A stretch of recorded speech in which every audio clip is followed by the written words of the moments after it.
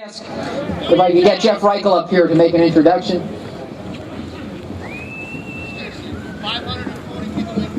Hello, my name's Jeff Reichle. I'm the president of the Garden State Seafood Association in New Jersey.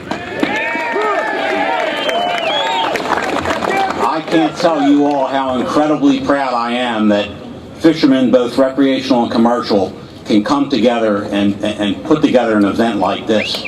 You know, we are so proud of all you guys. Thank you very much. And you know, I'd like to also say that fishing is not a bad word. You know, fishing is a good thing. It creates jobs, it gives recreation, and we need to be able to stay fishing. Feed the people! And feed the people, that's right. So I'd like to take this opportunity to introduce to you a stout supporter in the state of New Jersey of both recreational and commercial fishermen, Congressman LoBiondo. Good afternoon. Thank you for being here. Your presence speaks volumes. I have the honor of representing New Jersey's 2nd Congressional District. We are the 2nd largest commercial seaport on the East Coast, the 4th largest in the nation, and one of the largest areas for recreational fishing on the East Coast. Many issues in Washington are hard to understand. This isn't. It's about our right to fish. The bureaucrats need to get their head out from wherever it is. We need to pass 1584. This can be done. Your right to fish is at stake. You're doing the right thing by being here today. God bless you. We're with you.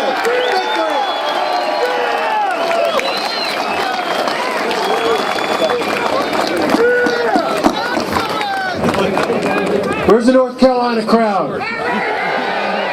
Come on. Where are you?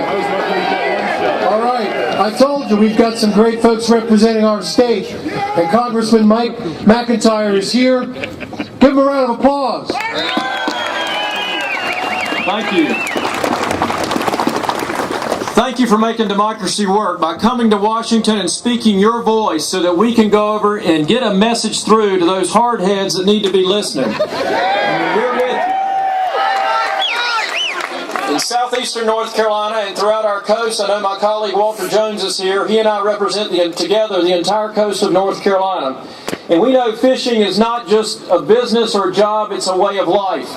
A way of life that makes a difference in business, in recreation, in the very lifestyles that you live and that make a difference for the well-being of families and indeed our entire country. Believe it. And in the House, there are 2 bills that I had the pleasure of being an original co-sponsor of, the Flexibility and Rebuilding American Fisheries Act and the Transparency and Job Loss from Fishery Closures Act.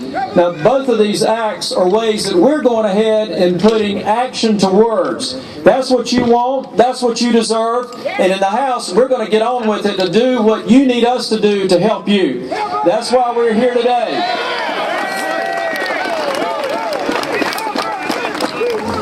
It's your voice, and your vision that together we'll work to lead to victory. God bless you, and we're standing with you. Thank you all very much.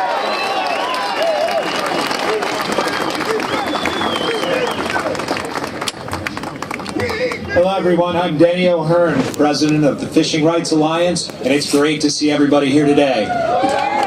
Even more importantly, it's great to see our congressmen and senators here. We know they're the ones that care. And on that note, I'd like to introduce Congressman Adam Putnam from Florida.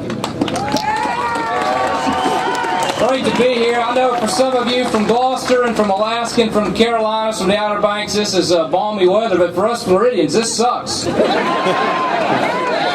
Let me ask you something.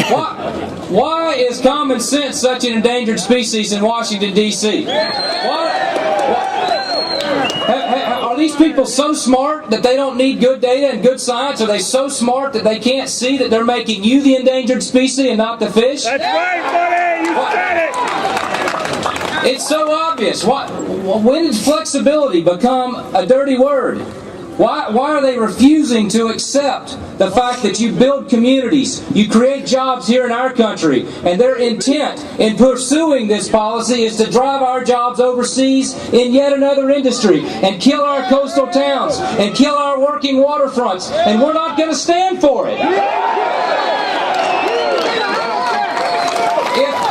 If these tough economic economic times have taught us anything, it's that as a nation we've got to still build things and grow things and create things and use our resources and harvest those resources to put people to work and keep families together in a long tradition that dates back before our founders. That's the strength of America. People who work hard before the sun comes up and long after it's gone down, and actually build and create things as opposed to a stack of papers that come out of this town.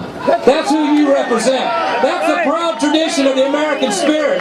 The fishermen, the farmers, the people who build things. And we will be there for you. And your voice will be heard. And it is being heard. And it's represented here on this stage by the members of Congress who get it.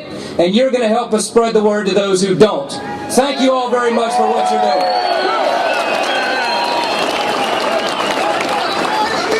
Thank you so much, Congressman Putnam. It was also my great honor to introduce another one of the fishing capital of the world, Florida's great congressman, Congressman Mica. Thank you. I'm John Mica from Florida. We're the Florida folks.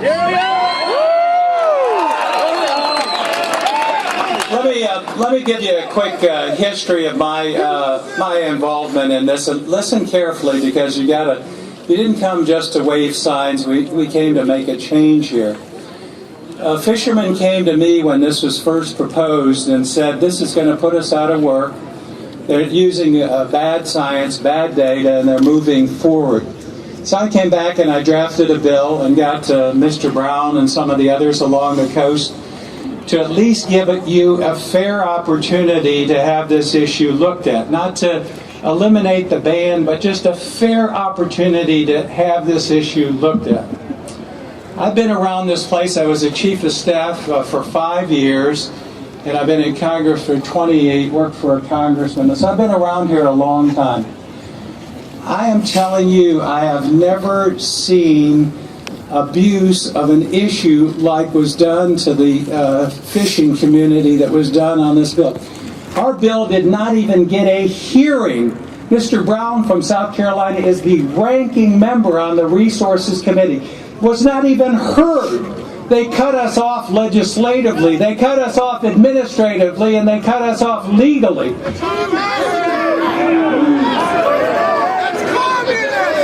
I'll tell you what, how you win around here. Let me just be very blunt of how you win around here.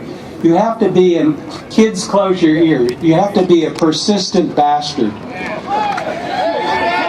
And I'm telling you, we are not going to lose this one because you are going to persist. And you do not leave a congressman or a senator's office without a commitment to co-sponsor and support this legislation. Do you hear me?